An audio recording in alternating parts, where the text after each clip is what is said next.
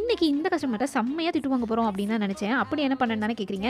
Customer நம்ம கிட்ட வந்து ஆர்டர் குடுத்துருந்தாங்க. ஸோ நம்ம கிட்ட வந்து 2 லைன் வந்து ஜெல்லி பீட்ஸ், ஒரு லைன் வந்து மார்பிள் பீட்ஸ் கேட்டிருந்தாங்க. அப்புறம் ஒரு லைன் வந்து பிளாஸ்டிக் பீட்ஸ் வந்து கேட்டிருந்தாங்க. ஸோ இப்போ தான் வந்து நம்ம நியூவா வந்து ஸ்டார்ட் பண்ண போறோம். எனக்கு வந்து சார்ம்ஸ்லாம் எப்படி வந்து சூஸ் பண்றதுன்னு தெரியாது. நீங்களே வந்து இதுக்கு மேட்சிங்கா குடுத்துருங்க அப்படின்னு சொல்லியிருந்தாங்க. ஸோ நம்ம இந்த பீட்ஸ் எல்லாத்துக்கும் மேட்சிங்கா வர மாதிரி நம்ம வந்து சார்ம்ஸ் வந்து அவங்களுக்கு குடுத்தாச்சு.